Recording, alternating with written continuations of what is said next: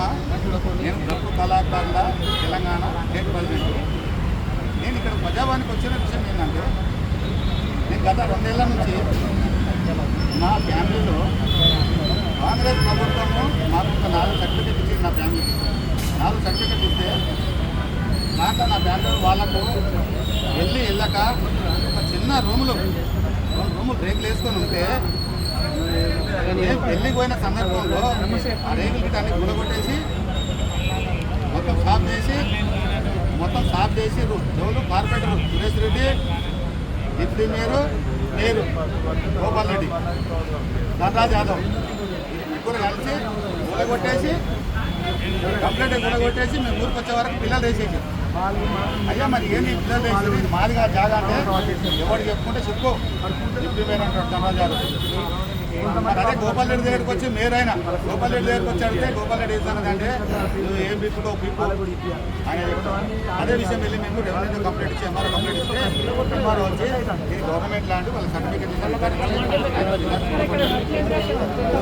తర్వాత మళ్ళీ ఈ గోపాల్ రెడ్డి వీళ్ళందరూ కలిసి మళ్ళీ ఎంఆర్ఓ వచ్చి మాట్లాడుకుని మళ్ళీ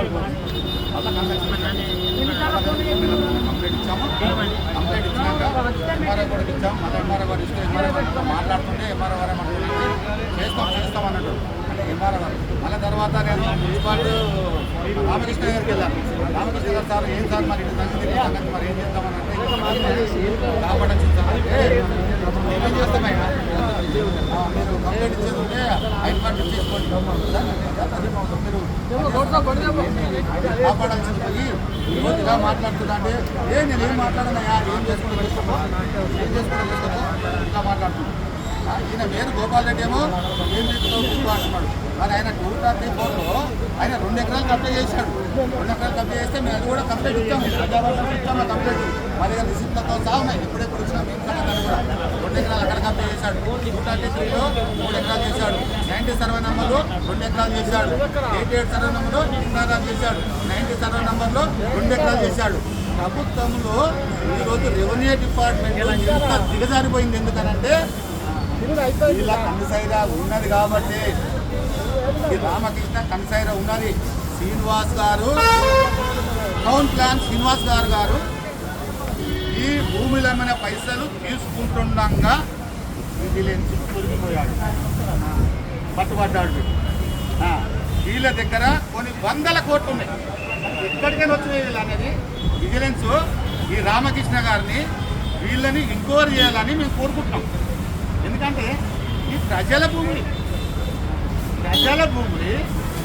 ఇవాళ కోట్ల విలువైన భూములు నిజాంపేటలో 30 ఎకరాలు కబ్జా చేసి గురైపోతుంటే గుజ్జుపేట లేక మరీన కమిషనర్ గారు ఎందుకు ఊకుంటున్నాడు?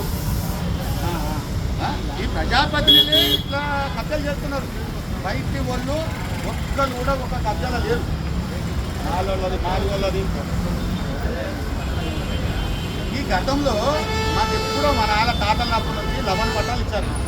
ఈ 11 పట్టాల భూమి టీఆర్ఎస్ ప్రభుత్వం ఉన్నప్పుడు వీళ్ళందరూ కలిసి 11 పట్టాలన్నింటినీ వాళ్ళు కబ్జాలు పట్టాలు తగ్గించేసి మొత్తం కట్టుకుంటూ వస్తూనే ఉన్నారు.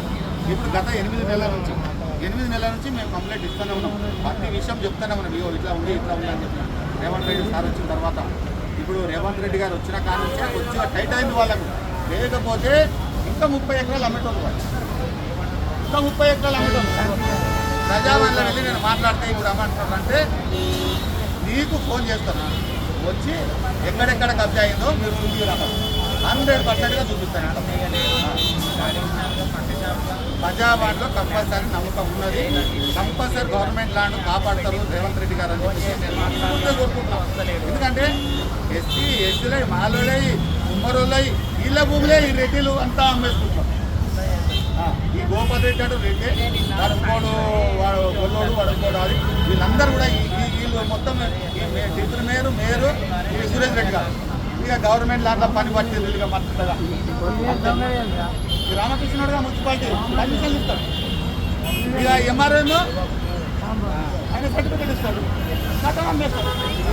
ఏమున్నా కానీ మన గరీబుల్లో ఉన్నాయి కదా మరి సర్టిఫికెట్లు. మన దగ్గర పట్టా సర్టిఫికెట్లు ఉంటాయి, మన 11 పట్టా పాస్బుక్లు ఉంటాయి. మన పర్మిషన్ ఇయ్యరు. ఇక వీళ్ళకి అమ్ముకోవడానికి పర్మిషన్ ఇస్తారు. వాళ్ళకి డబ్బులు ఇచ్చారా 500 కోట్లు 1000 కోట్లు మా దగ్గర దుర్వినియోగం జరిగింది. ఇప్పటి కూడా కాపాడమని చెప్పేసి నేను మనస్ఫూర్తిగా కోరుకుంటున్నాను. నేను డప్పు కళాకారుల తెలంగాణ స్టేట్ ప్రెసిడెంట్. నా పేరు మేకల నరసింహ. ఎవరన్నా రాని గవర్నమెంట్ ల్యాండ్ ఎంత కబ్జా అయిందనో 100%గా చూపిస్తా. నన్ను ఇప్పటికి కూడా బెదిరిస్తారు చంపేస్తామని. నన్ను చంపినా పర్లేదు కానీ ప్రజల వంక నిలబడటానికి రెడీ ఉన్నాను. ఓకే, మనస్ఫూర్తిగా మనం కాపాడాలని మనస్ఫూర్తిగా కోరుకుంటున్నా. ఈ ప్రజల భూములని కాపాడాలని మనస్ఫూర్తిగా కోరుకుంటున్నా. నేను వచ్చింది నిజాంపేట నుంచి బాచుపల్లి మండలం మేడ్చల్ తాలూకా మల్కాజ్గిరి మాది ఇది. కాబట్టి కంపల్సరీ కోరుకుంటున్నాము, కాపాడాలని మనస్ఫూర్తిగా కోరుకుంటున్నాము.